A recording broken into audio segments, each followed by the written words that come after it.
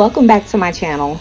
Today we're going to do a spin on baked spaghetti and lasagna.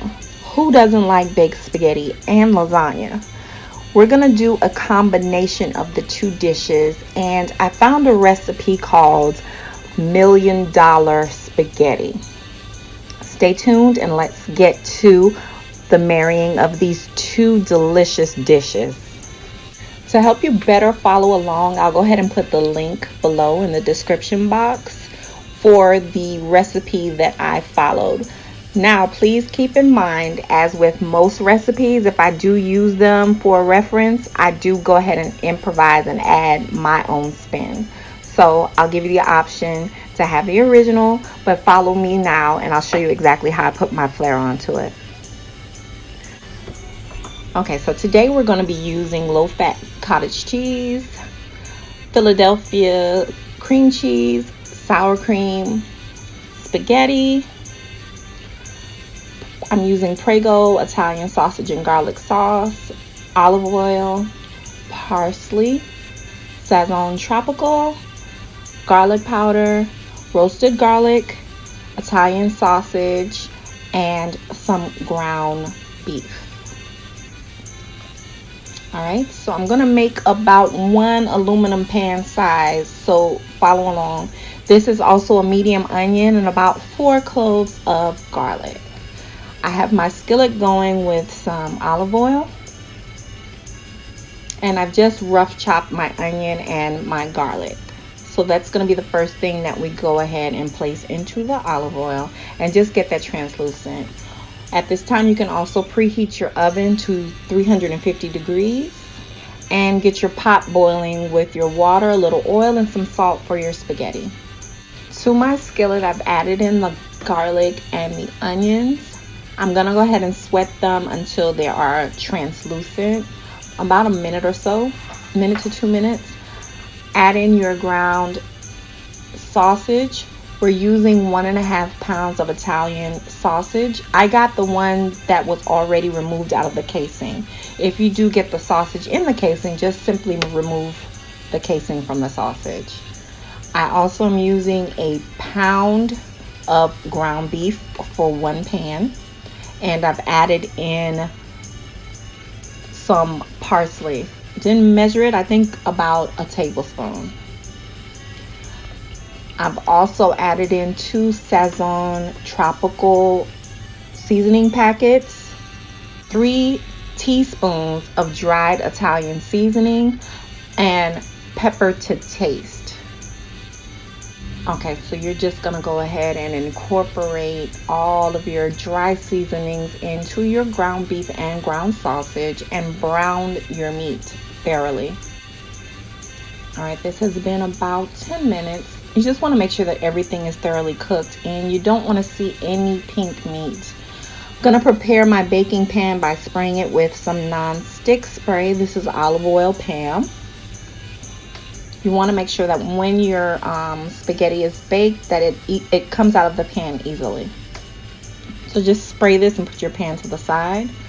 Checking on my meat again. It's looking and smelling so good. I've added in my pasta into my boiling water, and I just want to work it around and make sure that you have no noodles sticking.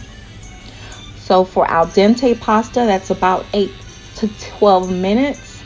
I've drained them and put them back into a serving bowl. So you're going to use your strainer, drain your pasta, and then I just reserve them into a serving pan. Okay, now I added in 1 jar of Prego spaghetti sauce, and I'm going to go ahead and stir my meat into the sauce, and we're going to bring this back to the stove and bring it up to a boil, a slow simmer. I would say that you need to cook your sauce for about 30 minutes. Just let everything marry together.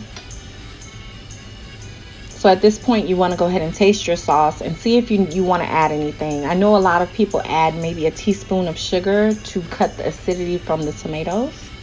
Let's get into our filling.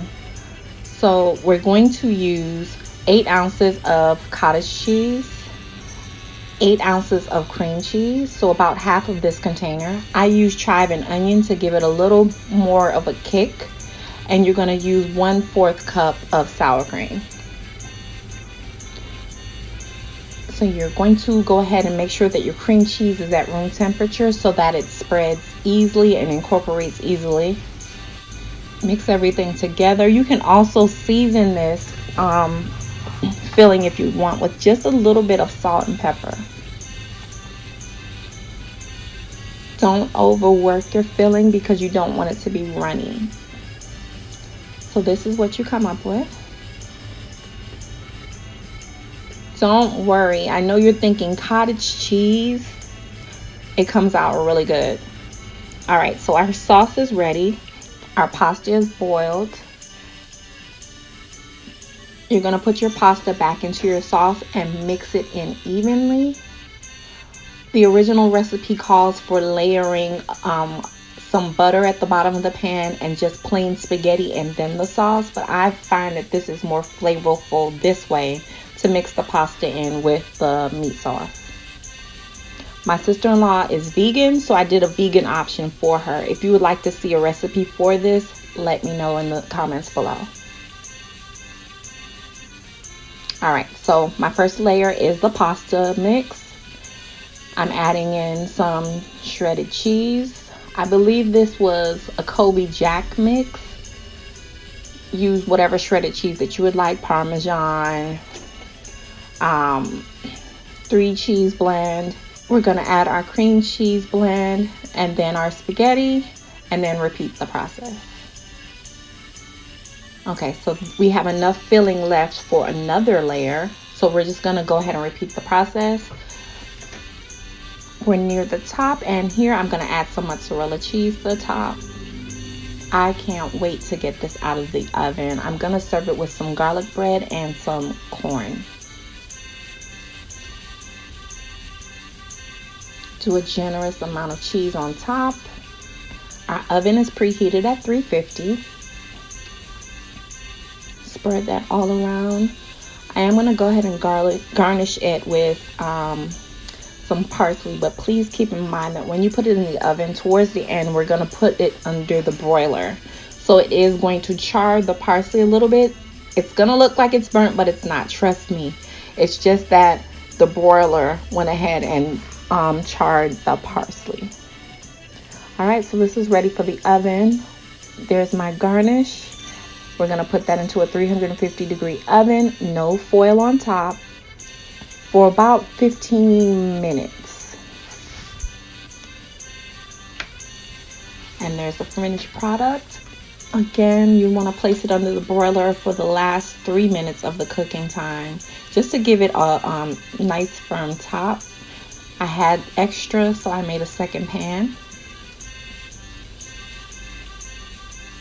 And there you have it. Simple, easy. Like I said, I'm going to serve this with some garlic bread, a little corn, and your guests will be raving about this.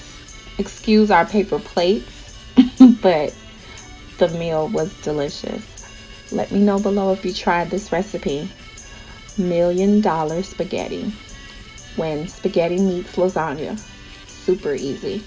Don't forget to thumbs up, subscribe, share, and comment. And hit that bell on the way out to make sure that you are up to date on all of our latest videos. See you soon.